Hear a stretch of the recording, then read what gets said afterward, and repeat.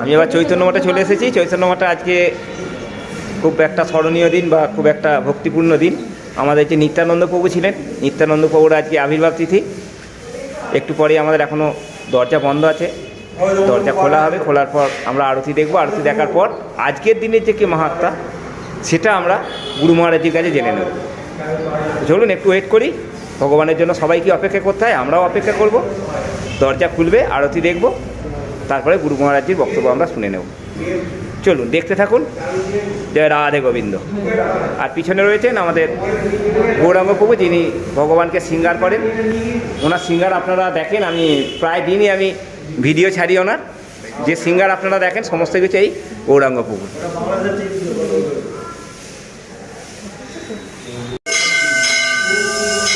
আর এই যে আপনারা ফুলের পাপড়ি দিয়ে যে ফুলের ছবিটি আপনারা দেখতে পাচ্ছেন বা যেটা এরা বানিয়েছে, এটাও আমাদের এই গৌরাঙ্গ প্রভুই বানিয়েছেন। উনি অনেক দিন ইস্কন মন্দিরে ছিলেন, শিক্ষা নিয়েছেন।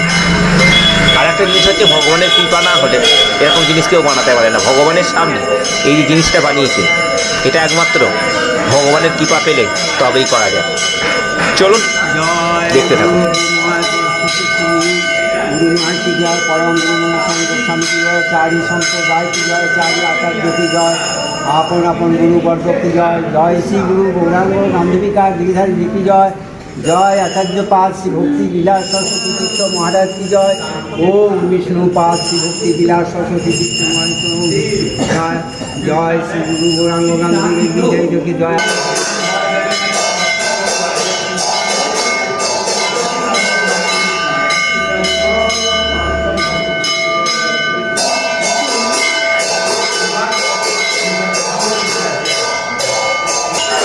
আর এই যে ওপরে দেখছেন পরম গুরু মহারাজের আরতি চলছে। আরতি শেষ হলো, আমাদের সন্তোষ প্রভু সন্তোষ মহারাজজি শঙ্খবাদন করছেন।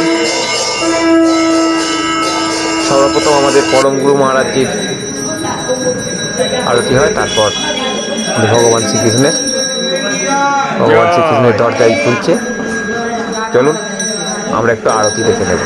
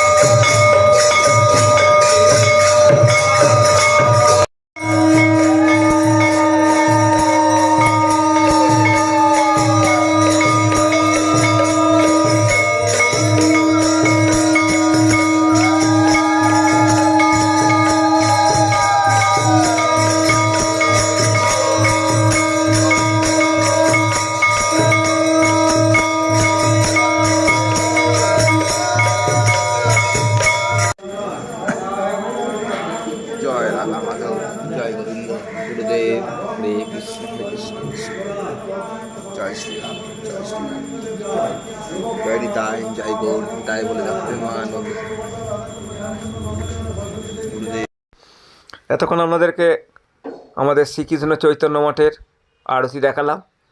এরপর চলুন আমরা যাব গুরু মহারাজজির কাছে।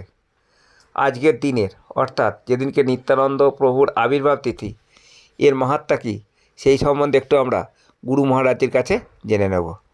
তো চলুন, গুরু মহারাজজির ঘর এসেই গেছি, গুরু মহারাজজির কাছে একটু শুনে নেওয়া যাক আজকের দিনের মাহাত্ম্য।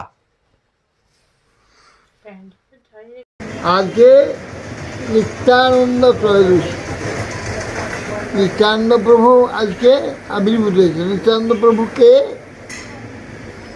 নিত্যানন্দ প্রভু হচ্ছেন স্বয়ং বলরাম। মহাপ্রভু ছিলেন, মহাপ্রভু সাক্ষাৎ কৃষ্ণ, আর নিত্যানন্দ বলরাম। পরবর্তীকালে জগতে যে সমস্ত জগৎবাসী ভালোবাসা, প্রীতি, প্রেম এইগুলো সকলেই চায়। দুঃখ, বিরোধ, বিদ্বেষ, হিংসা, অশান্তিময় এগুলো কেউ চায় না।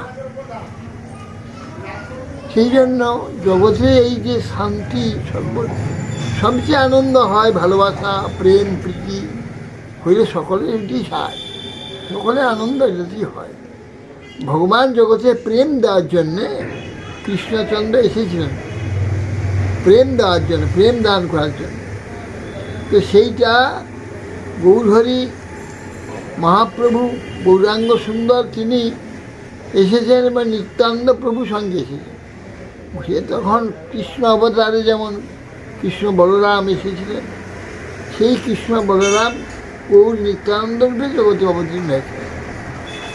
নিত্যানন্দ প্রভু আজকের দিনে অবতীর্ণ হয়েছিলেন, আবির্ভূত হয়েছিলেন।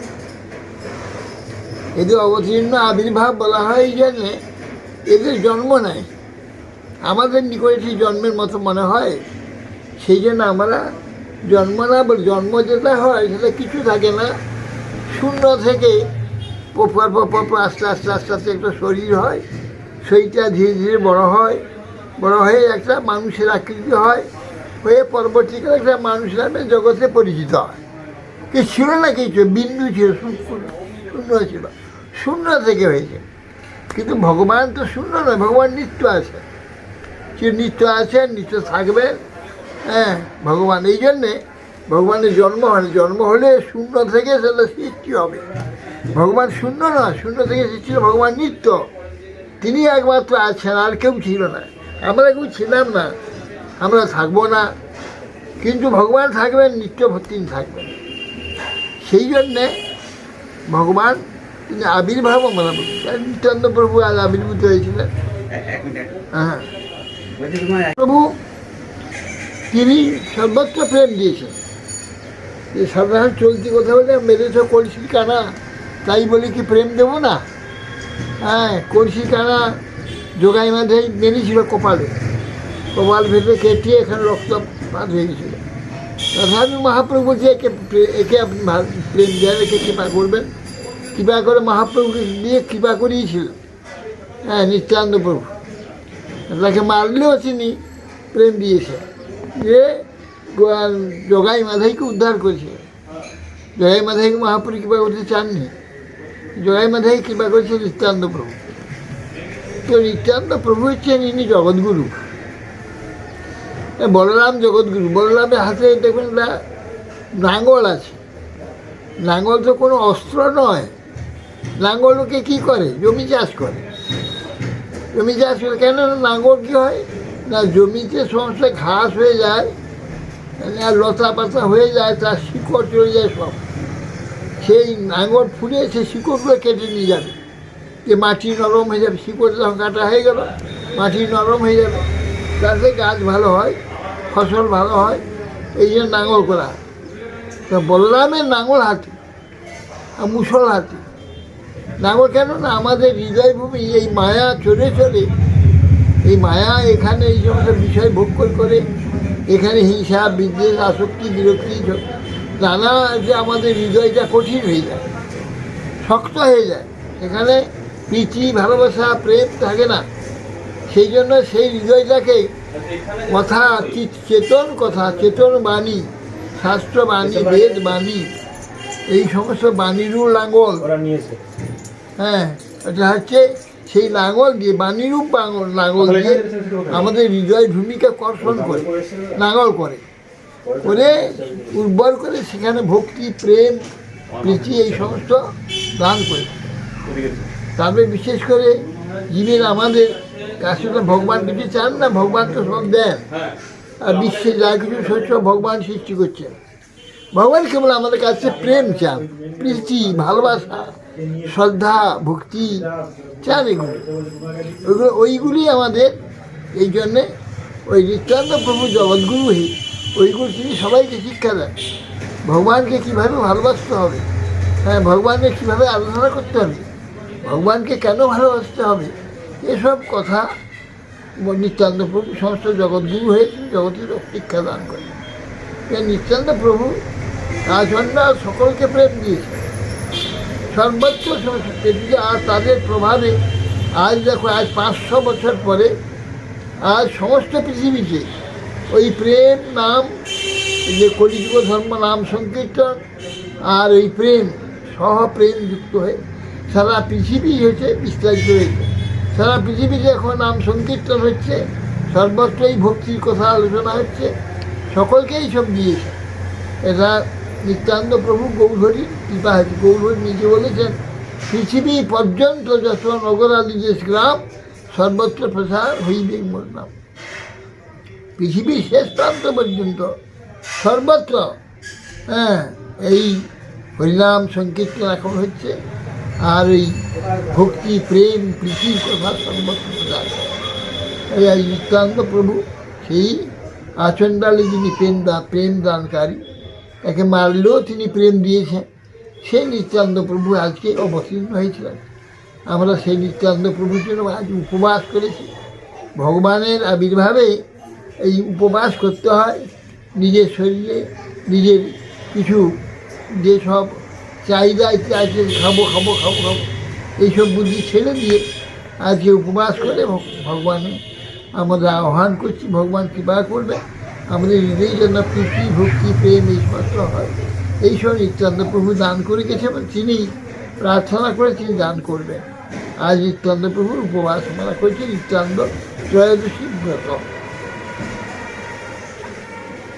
আর আজকে মানে মাহাত্ম্য কি আছে এটার, আজকের দিনের? হ্যাঁ, আজকের দিনের মাহাত্ম্য ওই যে মাত্র নিত্যানন্দ প্রভু আবির্ভূত হয়েছেন জগতের জগৎগুরু ইনি। জগতের সকলকে প্রেম ভক্তি দিয়ে এই সংসার বাসনা দুঃখ এখানে যন্ত্রণা থেকে নির্মুক্ত করে তারা আনন্দময় ধাম, যে নিত্যানন্দ ধাম, সেখানে সবকে নিয়ে যাবে। এখানে নিত্য আনন্দ, নিত্য আনন্দ, সেইখানে সব জীবকে নিয়ে যাওয়ার জন্য নিত্যানন্দ অবতীর্ণ হয়েছে। জয় রাধে গোবিন্দ। জয় রাধে। হরে কৃষ্ণ কৃষ্ণ কৃষ্ণ হরে রাম রাম রাম। তাহলে আমরা সবাই আজকে গুরু মহারাজের মুখে আজকের দিনের যে মাহাত্ম্য সেটা শুনলাম, নিত্যানন্দ প্রভুর আবির্ভাব তিথির মাহাত্ম্য গুরু মহারাজের কাছে শুনলাম। তো এই ছিল আজকের ভিডিও। যদি ভালো লাগে অবশ্যই লাইক, কমেন্ট, শেয়ার করবেন, চ্যানেলটিকে সাবস্ক্রাইব করে দেবেন। চৈতন্য মঠের বর্ধমান মিঠাপুকুর মোড়ে যে চৈতন্য মঠ আছে, এই চৈতন্য মঠের যেসব অনুষ্ঠান হবে সমস্ত অনুষ্ঠানই আমি আমাদের চ্যানেলে ছাড়ব, আপনারা দেখতে পেয়ে যাবেন। তার জন্য চ্যানেলটিকে অবশ্যই সাবস্ক্রাইব করে রাখুন, আর পাশের বেলটিকে বাজিয়ে দিন, অল বাটনে ক্লিক করে দিন, তাহলে সমস্তটাই দেখতে পাওয়া যাবে। তাই আজকে এই অবধি, সবাই আমার সঙ্গে বলুন রাধে রাধে।